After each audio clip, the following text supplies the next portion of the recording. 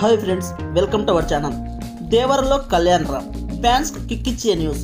ఇలాంటి interesting news తెలుసుకునే ముందు ఈ వీడియోను పూర్తిగా చూసి నచ్చినట్లయితే లైక్ చేయండి. RRR తర్వాత యంగ్ టైగర్ ఎన్టీఆర్ దేవర్ సినిమాతో రాబోతున్నాడు. ఈ సినిమాను డైరెక్టర్ కొరటాల శివ ఎక్కడా కాంప్రమైజ్ కాకుండా తెరకెక్కిస్తున్నారు. దేవర సినిమా మొదట ఒక సినిమాగా రిలీజ్ చేయాలనుకున్నా ఈ సినిమా కథ, పాత్రలు, ఎమోషన్, కనెక్షన్స్ బాగా వస్తుండడం వల్ల సినిమాను 2 భాగాలుగా చెప్పాలని ఫిక్స్ అయ్యారు. దేవర్ 1 2024 ఏప్రిల్ 5న రిలీజ్కు లాక్ చేశారు. ఇక ఈ మధ్యనే డెవిల్ సినిమా రిలీజ్ ప్రమోషన్స్లో తారక్ దేవర నెక్స్ట్ లెవెల్లో ఉంటుందని, సినిమాపై మీరు ఎన్ని అంచనాలతో వచ్చినా వాటికి మించి ఉంటుందని దేవర నిర్మాతల్లో ఒకరైన కళ్యాణ్ రామ్ అన్నారు. కళ్యాణ్ రామ్ చేసిన కామెంట్స్ పై ఫ్యాన్స్ అంతా దేవర మీద ఇంకాస్త అంచనాలు పెంచుకున్నారు. అయితే దేవర సినిమా నుంచి ఒక ఎక్స్క్లూసివ్ న్యూస్ లీక్ అయ్యింది. దేవర సినిమాలో ఎన్టీఆర్తో పాటు నందమూరి కళ్యాణ్ రామ్ కూడా స్క్రీన్ షేర్ చేసుకుంటున్నారట. ఈ విషయాన్ని చిత్ర యూనిట్ చాలా సీక్రెట్గా ఉంచాలని చూశారు.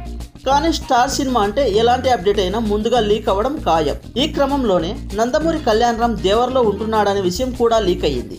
దేవర అప్డేట్ ఇచ్చినా సరే తను నటిస్తున్న విషయాన్ని కళ్యాణ్ రామ్ చెప్పలేదు. కానీ దేవర టీం నుంచి ఈ విషయం లీక్ అయ్యింది.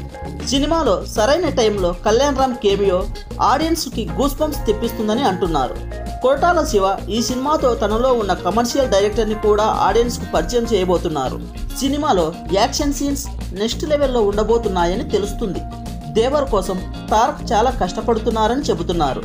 సినిమాతో ఎలాగైనా పాన్ ఇండియా రేంజ్లో మరోసారి తన స్టామినా ప్రూవ్ చేయాలని చూస్తున్నారు ఎన్టీఆర్. సైఫ్ అలీఖాన్ విలన్గా నటిస్తున్న ఈ సినిమా నందమూరి ఫ్యాన్స్ అంచనాలకు ఏమాత్రం తగ్గని విధంగా ఉండేలా కొరటాల శివ తెరకెక్కించినట్లు తెలుస్తుంది. దేవర సినిమాలో జాన్వీ కపూర్ హీరోయిన్గా నటిస్తుంది. ఈ సినిమాకు అనిరుద్ మ్యూజిక్ అందిస్తున్నారు.